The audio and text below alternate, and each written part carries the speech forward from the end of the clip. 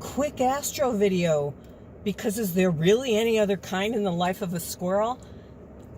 So this is the first part of this video is beginning astrology, spurred by a question asked by Julie Rogers, who questioned, is today a solar return for everybody?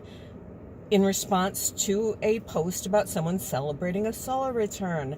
So the very basics of astrology is your solar return is your birthday. An astrology chart looks like a circle, and it's divided into 12 squares.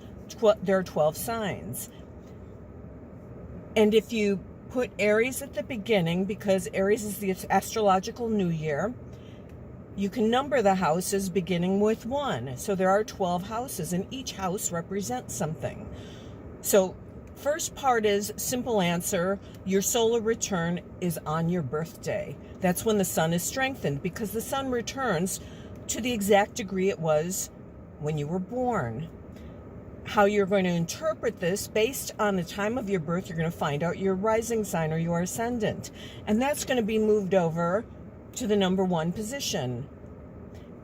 Each house, each of the 12 houses represents something. So let's say, for example, I'm going to make it really simple.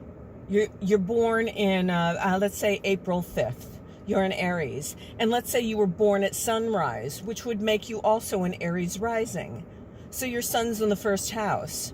So you will be an Aries that exhibits Aries qualities. If, for example, you were born in the afternoon and your sun sign, your ascendant was Libra, you would exhibit Libra qualities even though you're an Aries.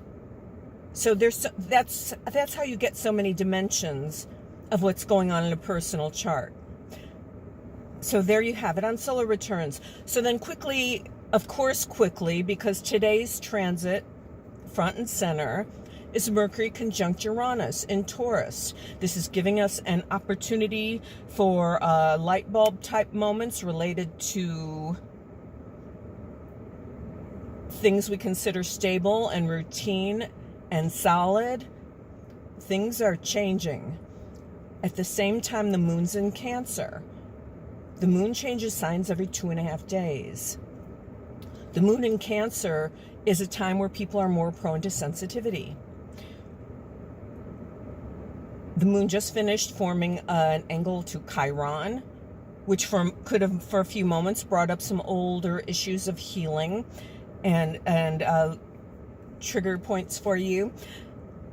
And at the same time, Venus has finished the square to Saturn and is now on approach to square Pluto in Capricorn. You've got to work. That's what the time's about. That's it for now. Thank you, as always. Thank you for your support. Astro Squirrel here, planetearthastrology.com. Free charts and great information available on astro.com.